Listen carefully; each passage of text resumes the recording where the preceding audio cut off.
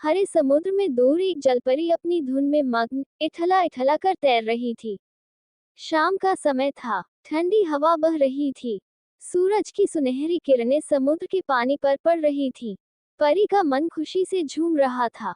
तभी अचानक उसने चौंक कर पीछे देखा। कुछ दूर नाव में दो मछुआरे मछलियां पकड़ने के लिए उसी तरफ आ रहे थे। वे आपस में बातें कर रहे थे। एक मछुआरा कह रहा था, हमारी भी क्या जिंदगी है। दिन भर मेहनत करने के बाद भी दो वक्त का खाना नसीब नहीं होता। ऊपर से दूसरे झंझट, कभी बेटा बीमार हो गया तो कभी बेटी की शादी की चिंता। हमारी तो रोजी रोटी का भी कुछ पक्का नहीं। कभी समुद्र में तूफान आ गया तो नावें उलट जाती हैं। हमसे अच्छी तो मछलियां हैं, कैसे आनंद से पानी में तैरती हैं। इन्हें न कोई फिक्र और न ही कोई चिंता।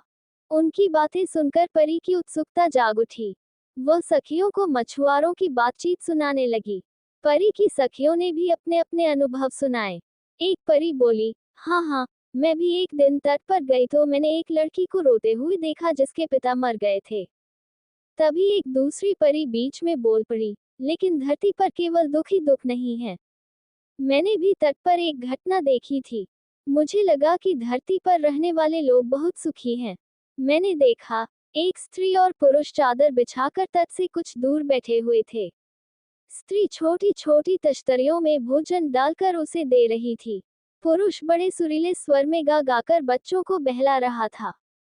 बच्चों की तोतली आवाजें सुनकर मुझे इतना अच्छा लग रहा था कि जी हुआ, उनके पास ही चली जाऊं। जलपरी बोली, यही मैं देखना चाहती थी कि यह सुख दुख है क्या। इंसानों का जीवन सचमुच मजे का होगा। कभी सुख, कभी दुख, कभी हंसना, कभी रोना।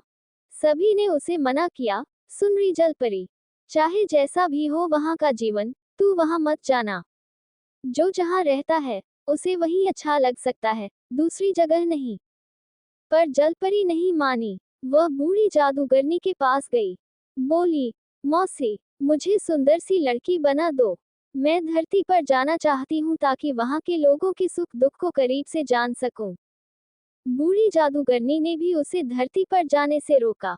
बहुत समझाया पर जलपरी नहीं मानी। तब जादूगरनी ने उसे एक सुंदर सी लड़की बना दिया।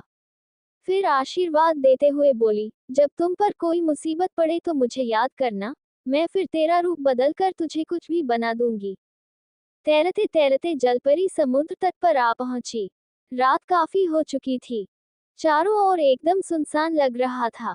तभी उसे दूर एक टिमटिमाता हुआ प्रकाश दिखाई दिया। लड़की बनी जलपरी उसी दिशा में बढ़ने लगी। घर के द्वार पर पहुंचकर उसने कुंडी खटखटाई। एक खूबसूरत नवयुवक ने दरवाजा खोला। परी उसे देखते ही उस पर मोहित हो गई। वह बहाना बनाते हुए बोली, हमारी नाव डूब गई है। बहुत से लोग साथ थे, पता नहीं कोई बचा या नहीं। मैं किसी तरह तैरकर किनारे तक आ पहुंची हूँ। क्या यहाँ रात भर के लिए कोई ठिकाना मिल सकेगा? सुबह सवेरे ही चली जाऊंगी। भीतर उस युवक की माँ खाना बना रही थी। वह वहां से चिल्लाकर बोली, बेटा, दुखियारी है बेचारी, अंदर बुला लो। युवक और उसकी माँ ने लड़की बनी जलपरी का खूब सत्कार किया। उसे पहनने के लिए दूसरे कपड़े दिए। भरपेट स्वादिष्ट भोजन कराया। सोने के लिए नर्म, मुलायम बिस्तर दिया। सुबह उठकर लड़की ने जाने का दिखावा किया तो युवक की माँ ने उसे रोक लिया। वह उसे इतनी अच्छी लगी कि उसने उसे अपनी बहू बनाने का निश्चय कर लिया। वह अपने बेटे से बोली, अरे बेटा, इतनी सुंदर और भोली लड़की तुझे फिर कहाँ मिलेगी, और फिर बेचारा बेसहारा भी तो है। मैं तो आज ही गांव वालों को तुम दोनों के विवाह की सूचना देने जाऊंगी। कोई शुभ दिन तय करके इसे अपनी बहू बनाऊंगी। सचमुच माँ ने उन दोनों का विवाह धूमधाम से कर दिया। तीनों मिलकर आनंदपूर्वक रहने लगे। पर कुछ दिन बाद जलपरी का मन उचटने लगा। उसे समुद्र में खेलने तैरने की बड़ी इच्छा होने लगी। अपनी सहेलियों की याद सताने लगी। इधर युवक और उसकी माँ से भी उसका लगाव बहुत बढ़ गया था।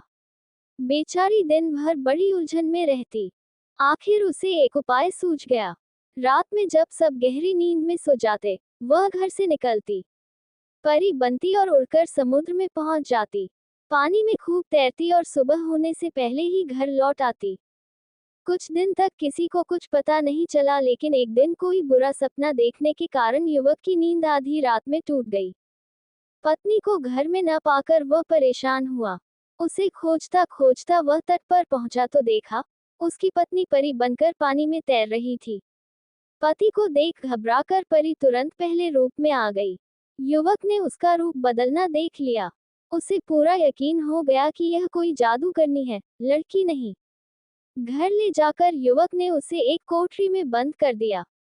ओझा को बुलवाया। ओझा ने उसे देखकर कहा, ये समुद्र के अंदर से आए हैं, इसे पानी से दूर रखो, पीने तक को पानी मत दो, तब ये ठीक ठीक बता देगी कि यह कौन है।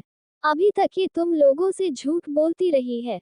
लड़की ने वही किया। कुछ ही देर में लड़की बनी जलपरी घबरा गई। वह फूट फूट कर रोने लगी, पर किसी ने उस पर दया न दिखाई। परी को अपनी सहेलियों द्वारा उसे यहाँ आने से मना करना याद आ गया। उसे बूढ़ी जादूगरनी की भी याद आने लगी। अचानक उसे याद आया कि जादूगरनी ने कहा था, तुम जब भी मुझे याद करोगी, मैं तुम्हारी मदद अवश्य करूंगी। परी ने जादूगरनी को आवाज लगाई। जादूगरनी ने तब अपने जादू से उसे एक नन्ही चिड़िया में बदल दिया। चिड़िया बनकर जलपरी खिड़की के रास्ते से बंद कमरे से बाहर निकल आई। उड़ती उड़ती वह नदी किनारे तक जा पहुंची। वहां पहुंचते ही वह फिर से परी रूप में आ गई। जलपरी को वापस आया देख उसकी सखियों ने उसे घेर लिया। उसने उससे समुद्री दुनिया से दूर धरती की दुनिया के अनुभव पूछे। जलपरी कहने लगी, अपना घर सबसे अच्छा घर है। जो सुख अपने घर में मिलता है वह अन्यत्र कहीं नहीं मिलता, इसलिए हमें अपने घर को ही सजाना संवारना चाहिए।